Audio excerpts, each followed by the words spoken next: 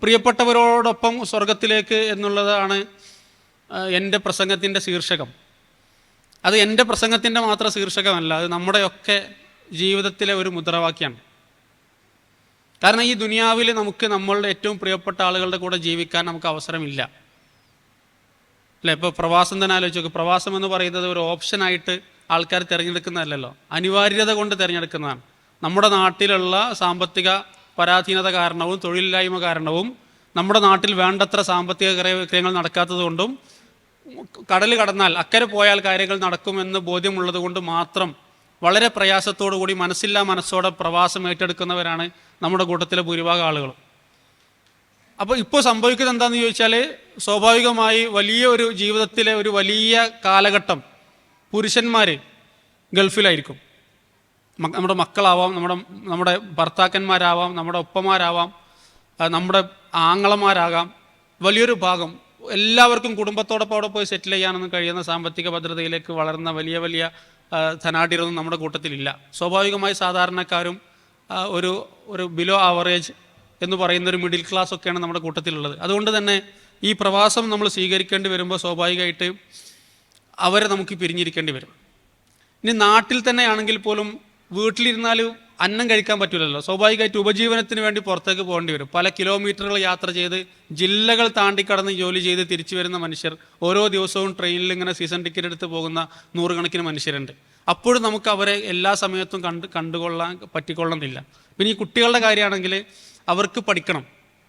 നമ്മുടെയൊക്കെ ജീവിതത്തിൽ സ്വപ്നമായി മാത്രം അവശേഷിക്കുന്ന കാര്യങ്ങൾ അവരുടെ ജീവിതത്തിലൂടെ പുലർന്ന് കാണണമെന്ന് നമ്മൾ ആഗ്രഹിക്കുന്നത് കൊണ്ട് തന്നെ മക്കളുടെ വിദ്യാഭ്യാസത്തിന് നമ്മൾ എന്ത് വില കൊടുത്തും നമ്മൾ എന്ത് കാര്യങ്ങൾ വേണമെങ്കിലും ചെയ്യും.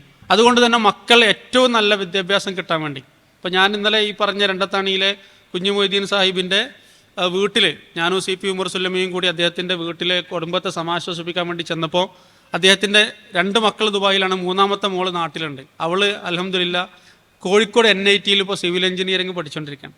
ഒരു നമുക്ക് വല്ലാത്തൊരു നിർവൃതിയാണ്. ഒരു കുട്ടി ഒരു പ്രീമിയം ഇൻസ്റ്റിറ്റ്യൂട്ടിൽ പഠിക്കുന്നുണ്ട്. ആ കുട്ടി ഇനി പഠിച്ച് വളരുമ്പോൾ ആ കുടുംബത്തിന് ഒരു താങ്ങായി തണലായി നിൽക്കുമെന്നൊക്കെ പറയുന്നത് വലിയൊരു ആശ്വാസമാണ്. എന്നെ ബാധിച്ചൊരു വിഷയം നമ്മുടെയൊക്കെ കൂടി സമാനമായ അനുഭവം ആയതുകൊണ്ട് ഞാനിങ്ങനെ ഇടയ്ക്കിടയ്ക്ക് അയവിറക്കുന്നു എന്ന് മാത്രം. അല്ലാഹു തആല ആ മരണപ്പെട്ടു പോയ നമ്മുടെ സഹോദരനും മഗ്ഫിറത്തും മർഹമത്തും പ്രദാനം ചെയ്യുമാറാവട്ടെ. അവരുടെ കുടുംബത്തിന് 2ാമത്തെ നഷ്ടമാണത്. നമുക്കൊക്കെ അറിയുന്ന ചേന്നരയിൽ തന്നെ നാലകത്ത് റഹീം സാഹിബ്, അവരുടെ കുടുംബത്തിൽ തന്നെ ഈ ഒരു കമ്പനി നടത്തിയിരുന്ന, ലോണ്ടറി നടത്തിയിരുന്ന ആൾ അദ്ദേഹമാണ്. ഇവർ 2 പേരും അളിയന്മാരാണ്. അദ്ദേഹം മരണപ്പെട്ടതിന് ശേഷമാണ് ഈ കുഞ്ഞു മൊയ്തീൻ ഈ ഉത്തരവാദിത്വവും റഹീമിൻ്റെ മക്കളും കുഞ്ഞു മൊയ്തീനും കൂടി, ഞാൻ ഈ പേര് പറയുന്നത് നമുക്കൊക്കെ അറിയുന്ന ആൾക്കാരായതുകൊണ്ടാണ്, ഏറ്റെടുത്തത്. ഇതേപോലെ നമ്മുടെ മക്കൾ വിദ്യാഭ്യാസത്തിന് വേണ്ടി മാറി നിൽക്കേണ്ടി വരും. ഇങ്ങനെ ഇനി ദുനിയാവിൽ തന്നെ നമ്മൾ ഒരുമിച്ച് തന്നെ ജീവിക്കുന്നു എന്ന് വെച്ചാൽ തന്നെ രോഗങ്ങൾ, ആരോഗ്യ പ്രശ്നങ്ങൾ, പല നിലക്കുള്ള വിഷമങ്ങൾ, സാമ്പത്തികമായ ബുദ്ധിമുട്ടുകൾ, വീടില്ലാത്തതിൻ്റെ പ്രശ്നം, കടം ഏറി വരുന്നതിൻ്റെ പ്രശ്നം, ഇങ്ങനെ നമ്മുടെ ജീവിതത്തിൽ ഒരുപാട് ബുദ്ധിമുട്ടുകളാണ്. ഒന്ന് സന്തോഷത്തിൽ മനസ്സ് നിറഞ്ഞ് നമുക്ക് ജീവിക്കാനുള്ളൊരവസരം ഈ ദുനിയാവിൽ നമുക്ക് എത്ര വിചാരിച്ചാലും കിട്ടില്ല. ഒരു പ്രശ്നം ഇങ്ങനെ തീർന്നിങ്ങനെ വന്ന് അത് റെഡിയാകുമ്പോൾ ഈ മടൽമ ചവിട്ടാന്നൊക്കെ പറയില്ല നമ്മൾ, ഇവിടെ ചവിട്ടി ലബ്ധിങ്ങനെ താവുമ്പോൾ അവിടെ പൊന്തും, അവിടെ താവുമ്പോൾ ഇവിടെ പൊന്തും. ഇങ്ങനെ ഒന്നല്ലെങ്കിൽ വേറെ നിലക്ക് ഇങ്ങനെ പ്രശ്നം ജീവിതത്തിൽ വന്നുകൊണ്ടിരിക്കും. പിന്നെ നമുക്കുള്ളൊരു സമാധാനം എന്താണ്? നമുക്കുള്ളൊരു ആശ്വാസം എന്താണ്? പരലോകം എന്ന് പറയുന്ന ഒരൊറ്റ സമാധാനമാണ് നമുക്കുള്ളത്. ആ പരലോകത്ത് ഇപ്പോൾ നമ്മളെ കൂട്ടത്തിൽ നിന്ന്, ഇപ്പോൾ ഞാനിത് പറയുമ്പോൾ നമ്മളെ കൂട്ടത്തിൽ നിന്ന് മരണപ്പെട്ടു പോയ നമ്മളെ ബാപ്പ മരിച്ച ആൾക്കാർ, ഉമ്മ മരിച്ച ആൾക്കാർ, ഉമ്മാനെ അവർ മരിച്ചു എന്നല്ലുള്ളൂ, അവരെ നമുക്ക് മറക്കാൻ കഴിഞ്ഞിട്ടില്ലല്ലോ, കഴിയൂലല്ലോ. ഇപ്പോഴും നമ്മളെ വീട്ടിൽ എവിടെയൊക്കെ അവരുള്ളതുപോലെ നമുക്ക് തോന്നുന്നുണ്ടല്ലോ. എന്താണ് നമുക്ക് ഇത്ര സമാധാനം എന്ന് ചോദിച്ചാൽ, ഇൻഷാ അല്ലാഹു ബിക്കും ലാഹിക്കൂൻ എന്നുള്ളതാണ്, അല്ലേ? നാളെ പരലോകത്ത് അവരുടെ കൂടെ നമുക്ക് ചേരാൻ കഴിയും. അല്ലാഹു തആല പറയുന്നുണ്ട്, വല്ലദീന ആമനു വത്തബഅതുഹും ദുർരിയ്യത്തുഹും ബിഈമാനിൻ അൽഹഖ്നാ ബിഹിം ദുർരിയ്യതഹും. സത്യവിശ്വാസികൾ അവർക്കുള്ള സന്തോഷം എന്താണെന്ന് ചോദിച്ചാലും അത് മറ്റുള്ളവർക്ക് ഉണ്ടാവില്ല, ഈമാനുള്ളവർക്ക് മാത്രമേ ഉണ്ടാവുള്ളൂ, ആദർശബോധമുള്ളവർക്ക് മാത്രമേ ഉണ്ടാവുള്ളൂ. വത്തബഅതുഹും ദുർരിയ്യത്തുഹും ബിഈമാൻ, നമ്മളും നമ്മളുടെ കുടുംബവും നമ്മുടെ മക്കളും ഭാര്യയും ഭർത്താവും ഒക്കെ ഈ ഒരു ആദർശത്തിലും വിശ്വാസത്തിലും പടച്ചോനെ പേടിയിലൊക്കെ ജീവിച്ചവരാണെങ്കിൽ അൽഹഖ്നാ ബിഹിം ദുർരിയ്യതഹും, 2 പേരെയും അള്ളാഹു നാളെ പരലോകത്ത് ഒരുമിച്ച് ചേർക്കുന്നതാണ്. മാ അലത്തിനാലഹുമിൻ അമലിഹിമിൻ ഷെയ്, അവരുടെ അമലുകളിൽ നിന്ന് ഒന്നും കുറക്കൂല.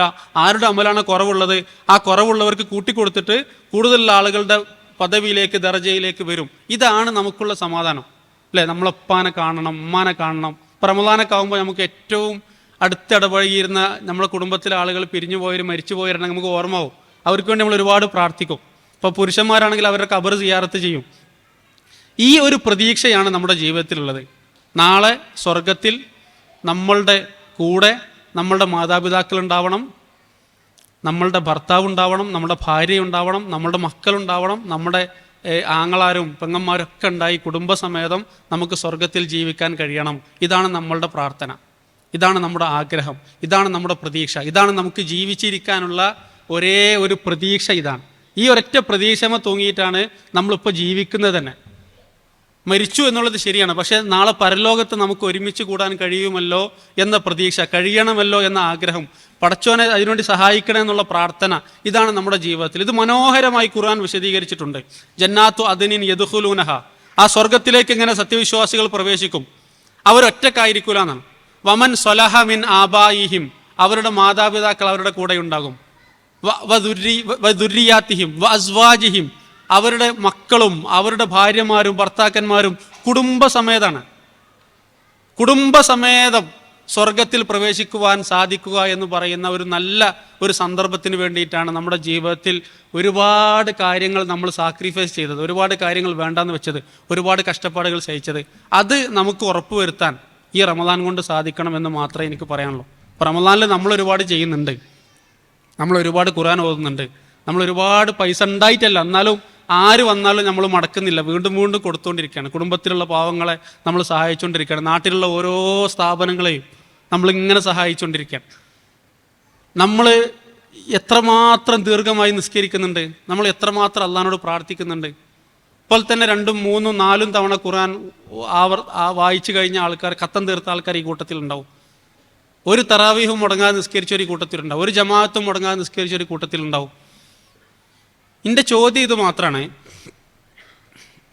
നമ്മൾ സ്വർഗത്തിൽ വരുമ്പോൾ നമ്മളെ കൂടെ ആ സ്വർഗപ്രവേശത്തിനുള്ള അർഹത നേടുന്ന തലത്തിലേക്ക് നമ്മളുടെ കൂടെയുള്ളവർ എത്തിച്ചേർന്നിട്ടുണ്ടോ എന്നുള്ളതാണ്. ഇപ്പം നമ്മളെ മക്കൾ, നമ്മളെ ഭർത്താവ്, നമ്മളെ ഭാര്യ, നമ്മളെ അമ്മ, നമ്മളപ്പ, അവരൊക്കെ ഈ ഒരു ബോധത്തിലും ഈ ഒരു വിചാരത്തിലും ഈ ഒരു ആവേശത്തിലും ഈ ഒരു ഇസ്ലാമികമായ ഒരു അന്തരീക്ഷത്തിലുമൊക്കെയാണ് അവർ ജീവിക്കുന്നത്. അതിലെവിടെയെങ്കിലും പോരായ്മ വന്നിട്ടുണ്ടെങ്കിൽ, അതിലെവിടെയെങ്കിലും വീഴ്ച വന്നിട്ടുണ്ടെങ്കിൽ നമ്മളെ ജീവിതത്തിലെ ഏറ്റവും വലിയ നഷ്ടം അതായിരിക്കും. ഇപ്പോൾ കുട്ടികൾ പരീക്ഷ ചെയ്തല്ലേ, +2 പരീക്ഷ നടക്കുകയാണ്, 10ാം ക്ലാസ്സിലെ പരീക്ഷ നടക്കുകയാണ്. അതിൽ ഭയങ്കരമായിട്ട് നമുക്ക് എക്സ്പെക്റ്റേഷൻസ് ഇല്ലേ, അല്ലേ? കുട്ടികൾ എവിടേക്ക് എത്തണമെന്ന് ആഗ്രഹമില്ലേ? ചിലപ്പോൾ അതേപോലെ നടന്നില്ല എന്ന് വരും. അവരുടെ വിദ്യാഭ്യാസം നിങ്ങൾ വിചാരിച്ച പോലെ നടന്നില്ല എന്ന് വരും, ജോലി നടന്നില്ല എന്ന് വരും, വിവാഹം നടന്നില്ല എന്ന് വരും. പക്ഷേ നാളെ നമ്മൾ മരിച്ചു ചെന്നിട്ട് നമ്മളെ കൂടെ നമ്മളെ ഉപ്പയില്ല, നമ്മളെ ഉമ്മയില്ല, നമ്മളെ മക്കളില്ല, നമ്മുടെ ഭർത്താവും ഭാര്യയും നമ്മുടെ കൂടെ ഇല്ല എന്ന് തിരിച്ചറിഞ്ഞാൽ അതിലും വലിയ നഷ്ടം വേറൊന്നും വരാനില്ല. സൂറത്ത് സുമറിൽ അല്ലാഹു തആല അത് വിശദീകരിച്ചിട്ടുണ്ട്. കുൽ ഇന്നൽ ഖാസിരീൻ അല്ലദീന ഖസിറു അൻഫുസഹും വ അഹ്ലീഹിം യൗമുൽ ഖിയാമ അലാ ദാലിക ഹുവൽ ഖുസ്റാനുൽ മുബീൻ. ഏറ്റവും വലിയ നഷ്ടം എന്താണെന്ന് ചോദിച്ചാൽ, ആർക്കാണോ നാളെ പരലോകത്ത് സ്വന്തത്തെയും സ്വന്തം കുടുംബത്തെയും നഷ്ടപ്പെടുന്നത്, അവരാണ് ഏറ്റവും വലിയ നഷ്ടക്കാർ. ചില യാഥാർത്ഥ്യങ്ങളുടെ നേരെ നമ്മൾ കണ്ണടച്ചിട്ട് കാര്യമില്ല. നമ്മളൊന്നും വളർന്നത് പോലെ അല്ല ഇപ്പോഴത്തെ തലമുറ വളരുന്നത്, നമ്മളൊന്നും ശീലിച്ചതുപോലെയല്ല അവരുടെ ജീവിതശൈലി എന്ന് പറഞ്ഞിട്ട് നമ്മളെല്ലാവരും കൂടി ഈ പുതിയ ജനറേഷൻ അങ്ങ് കൈയൊഴിഞ്ഞാൽ എന്തായിരിക്കും അവരുടെ അവസ്ഥ?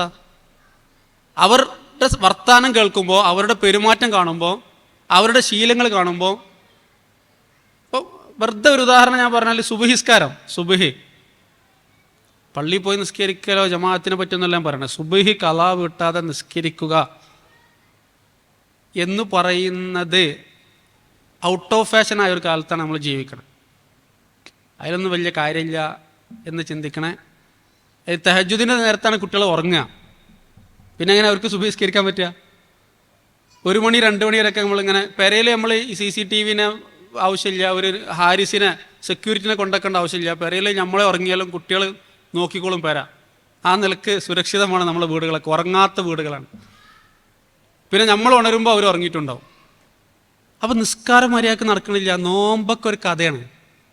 ഈ നോക്കണവരുണ്ട് നോക്കാത്തവരുണ്ടോ എന്നുള്ളത് ഇനിയിപ്പോൾ നമ്മളിവിടെ വെച്ച് പറഞ്ഞിട്ട് ഉള്ള കള്ളി പൊളിക്കേണ്ടതാണ് എൻ്റെ അഭിപ്രായം. അപ്പോൾ അത് ഈ ഒരു തലമുറയെ കുറ്റം പറഞ്ഞിട്ട് അവരോട് നമ്മളിങ്ങനെ ചീത്ത പറഞ്ഞിട്ട് കാണുന്നിടത്തൊക്കെ നമ്മൾ അങ്ങോട്ടും ഇങ്ങോട്ടും കെട്ടിപ്പിടിച്ച് കരഞ്ഞിട്ട് കാര്യമൊന്നുമില്ല. അതിനെന്താണ് പരിഹാരം എന്ന് ചോദിച്ചാൽ, എന്താണ് പ്രശ്നം എന്ന് മനസ്സിലാക്കുമ്പോൾ അതിൻ്റെ പരിഹാരം മനസ്സിലാവും. നമ്മൾ തമ്മിലുള്ള, ഇപ്പോൾ സ്വർഗത്തിൽ നമ്മൾ ഒരുമിച്ച് കൂടണം എന്നൊക്കെ നമ്മൾ പറയണ്ടല്ലോ, നമുക്ക് സ്വന്തം വീട്ടിൽ നിന്ന് ഒരുമിച്ച് കൂടാൻ പറ്റുന്നുണ്ടോ എന്ന് ആലോചിച്ച് നോക്കിയാൽ മതി. ഒരു വീട്ടിൽ നിന്ന് എല്ലാവരും കൂടി ഒരുമിച്ച് ഒരു ഗ്രൂപ്പ് ഫോട്ടോ എടുക്കാൻ വേണ്ടിയെങ്കിലും ഒരുമിച്ച് കൂടാൻ പറ്റലുണ്ടോ? ഒരു പെരയിലുള്ള മൊത്തം മെമ്പേഴ്സ്. പണ്ടൊക്കെ നമ്മളൊരു പെരയിൽ 100-150 ആൾക്കാർ താമസിക്കും. ഇപ്പോഴുണ്ട് കോഴിക്കോടൊക്കെ കുറ്റിച്ചിറ ഭാഗത്ത് പോയാൽ അങ്ങനത്തെ വലിയ വീടുകൾ.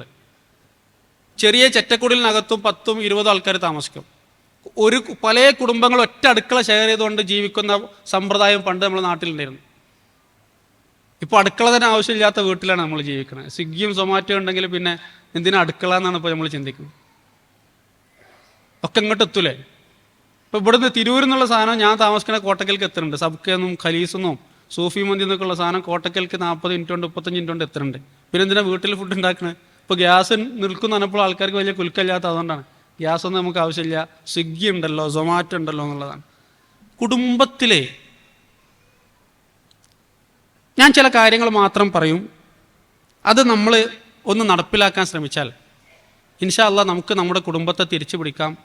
ഈ ദുനിയാവിൽ താൽക്കാലിക സന്തോഷത്തിന് വേണ്ടിയിട്ടല്ല, സ്ഥായിയായ അനശ്വരമായ പടച്ചതമ്പുരാൻ്റെ പരലോകത്ത് സ്വർഗത്തിൽ നമുക്ക് ഒരുമിച്ച് കൂടാൻ നമുക്കതിന് സഹായിക്കും. അതിലൊന്ന്, നമ്മൾ മനസ്സ് തുറന്ന് അങ്ങോട്ടും ഇങ്ങോട്ടും സംസാരിക്കുക എന്നുള്ളതാണ്.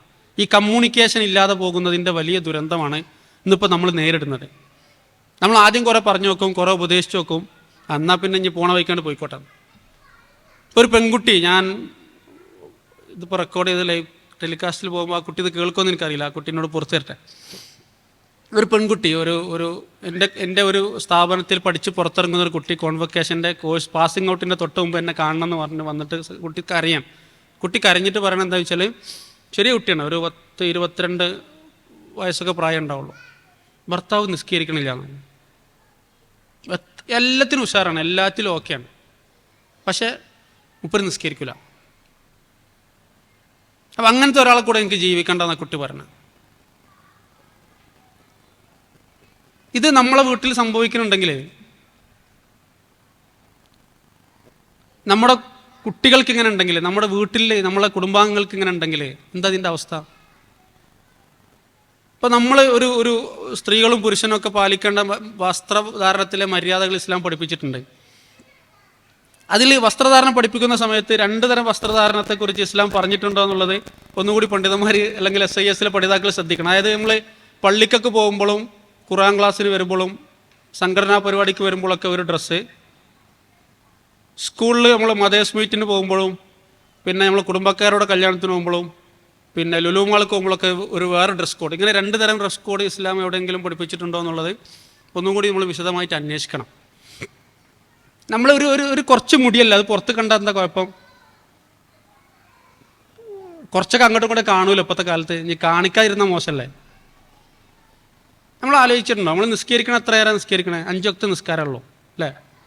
5 വക്ത് നിസ്കാരമുള്ളൂ. ഡ്രസ്സ് ഇട്ടിട്ട് പുറത്തിറങ്ങണ എത്ര നേരമായിരിക്കും? ഇപ്പോൾ രാവിലെ ഒരു യാത്ര പുറപ്പെട്ട് വൈകുന്നേരം രാത്രി തിരിച്ചു വരണമെങ്കിൽ 10-12 മണിക്കൂർ നമ്മൾ ഈ ഒരു തെറ്റ് ചെയ്തുകൊണ്ടിരിക്കുകയാണ്. അപ്പോൾ നമ്മൾ ചെയ്യുന്ന നന്മയും നമ്മൾ അറിയാതെ നമ്മൾ വന്നു പോയിരിക്കുന്ന ഹറാമുകൾ എത്ര വലുതാണ്.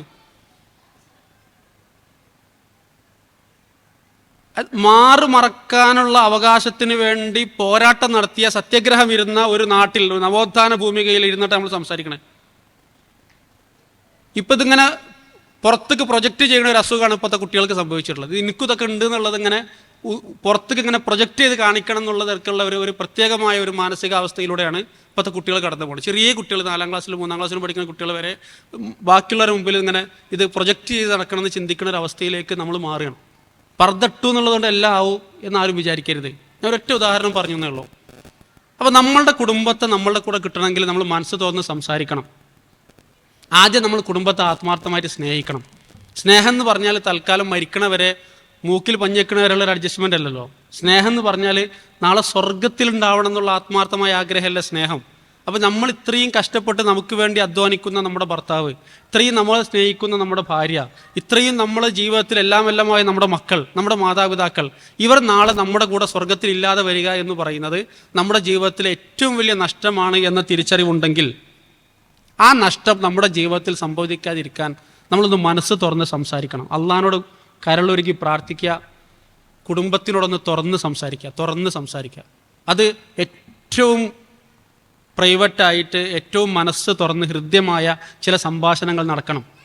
ഒരു മാറാത്ത മനസ്സും ഒരു കുലുങ്ങാത്ത കൽബും ഈ റമദാൻ മാസത്തിൽ മാറും. അപ്പോൾ നമ്മുടെ മക്കളോട് നമ്മൾ സ്നേഹത്തോടെ സംസാരിക്കുക. അതിന് ചില സന്ദർഭങ്ങൾ നമ്മുടെ മുന്നിൽ കടന്നു വരും, അത് ഉപയോഗപ്പെടുത്തുക. ജീവിതത്തിൽ സന്തോഷങ്ങൾ മാത്രം നടക്കുമ്പോൾ, വിചാരിച്ചതൊക്കെ കിട്ടുമ്പോൾ, സ്വപ്നങ്ങളൊക്കെ സാക്ഷാത്കരിക്കപ്പെടുമ്പോൾ അവർക്ക് ചിലപ്പോൾ പടച്ചവനെ പറ്റി വലിയ ബോധമൊന്നും ഉണ്ടാവില്ല. കുട്ടികളെ നമ്മൾ ജീവിതത്തിൻ്റെ 2 വശവും കാണിച്ചു കൊടുക്കണം.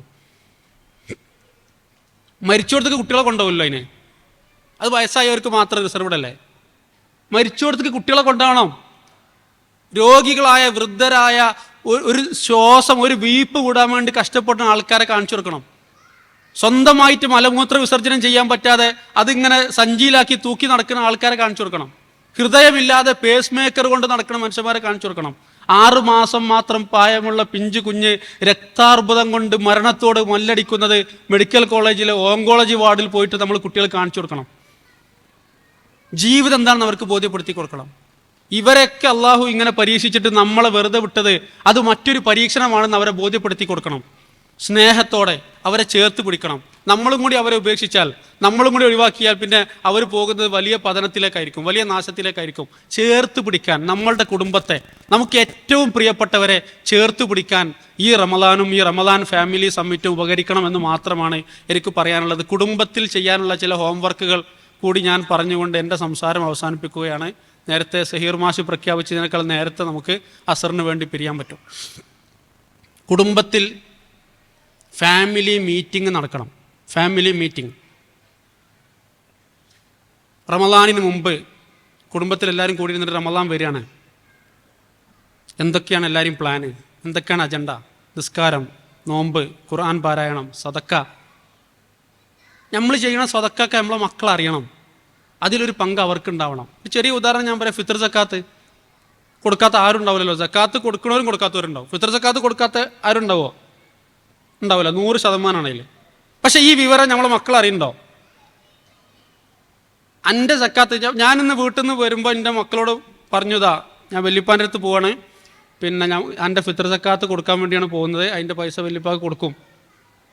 അപ്പോൾ കുട്ടികൾക്ക് ഒരു തിരിച്ചറിവാണ്, ഞാൻ സക്കാത്ത് കൊടുക്കുന്നു, ഫിത്ർ സക്കാത്ത് നിർബന്ധമായ ബാധ്യതയാണ്, അത് ഞാൻ കൊടുക്കുന്നുണ്ട് എന്ന് നമ്മുടെ വീട്ടിലെ മക്കളും മരുമക്കളും പേരക്കുട്ടികളും ഒക്കെ അറിയണം. വീട്ടിലൊന്ന് റമദാനിൻ്റെ അവസാനത്തെ 10 വരാൻ പോകുന്നു, ഒരു അർജൻറ്റ് മീറ്റിംഗ്. പെട്ടെന്ന് നാട്ടിലുള്ളവരില്ലാത്തവരൊക്കെ ഓൺലൈനിലും ഓഫ്ലൈനിലൊക്കെ കൂടിയിട്ടൊരു മീറ്റിംഗ്. അവസാനത്തെ 10 ഇത് നമ്മുടെ ജീവിതത്തിൽ അവസാനത്തെ റമദാനാണ്. ആരൊക്കെ പ്രാവശ്യം എത്തിക്കാഫ് ഇരിക്കുന്നുണ്ട്, ഫുഡ് അവിടെ എത്തിക്കാനുള്ള സംവിധാനം നമ്മൾ ചെയ്തോളാം. എത്തിക്കാഫ് ഇരിക്കുന്നുണ്ടോ? എത്ര ദിവസം ആരെക്കൊണ്ടൊക്കെ പറ്റും? ആരാണ് ഇപ്രാവശ്യം പിന്നെ ഖിയാമുൽ നിസ്കരിക്കാൻ വേണ്ടി പോണത്?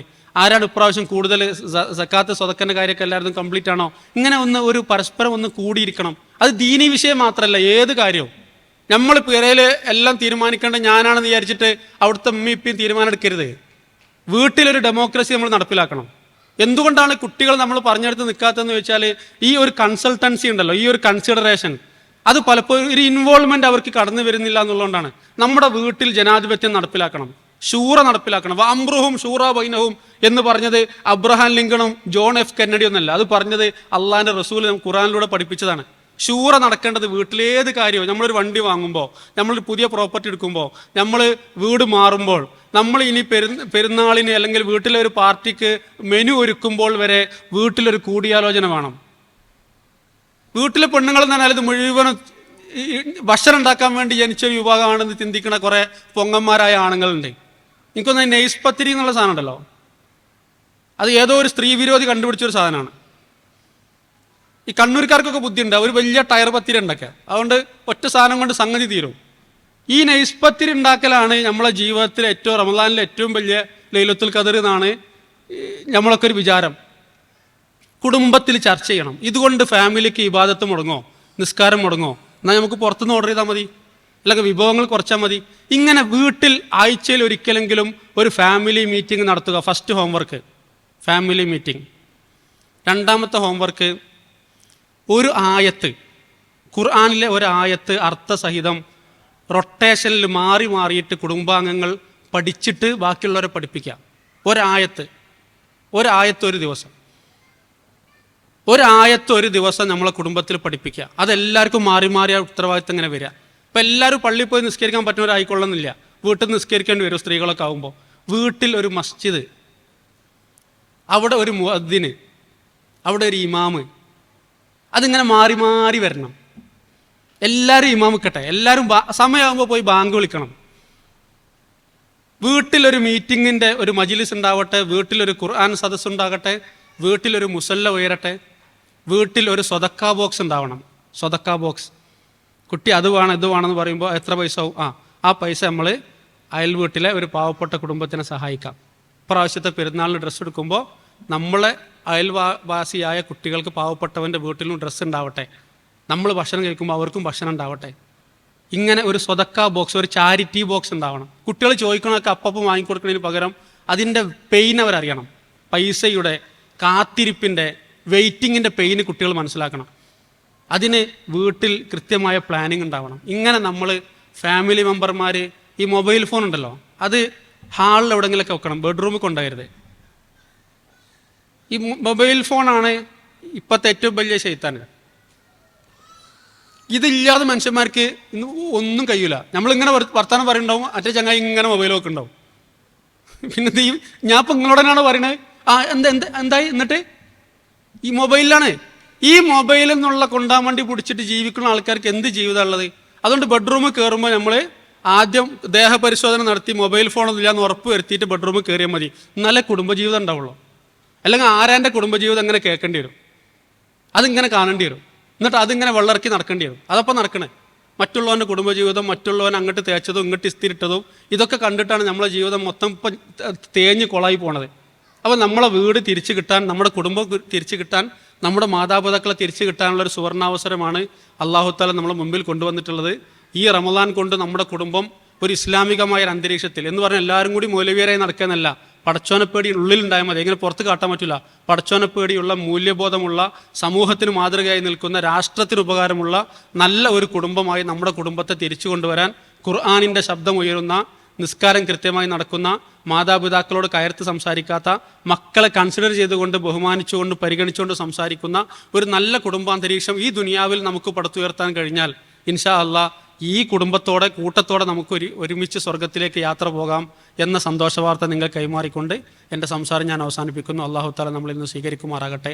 നമ്മുടെ ആഗ്രഹങ്ങൾ അല്ലാഹു സഫലീകരിക്കുമാറാകട്ടെ. നമ്മുടെ പ്രശ്നങ്ങൾ അല്ലാഹു നിവർത്തിക്കുമാറാകട്ടെ. ഈ യുദ്ധം എത്രയും പെട്ടെന്ന് അവസാനിപ്പിച്ച് സുരക്ഷിതമായൊരു ജീവിതം അല്ലാഹു നമുക്കും നമ്മുടെ പ്രിയപ്പെട്ടവർക്കും ലോക സമൂഹത്തിനും പ്രദാനം ചെയ്യുമാറാകട്ടെ. വസല്ലല്ലാഹു വസല്ലം വബാറക അലാ നബിയിന മുഹമ്മദ് വഅലാ ആലിഹി വസഹബി അജ്മായിൻ വൽഹംദുലില്ലാഹി റബ്ബിൽ ആലമീൻ.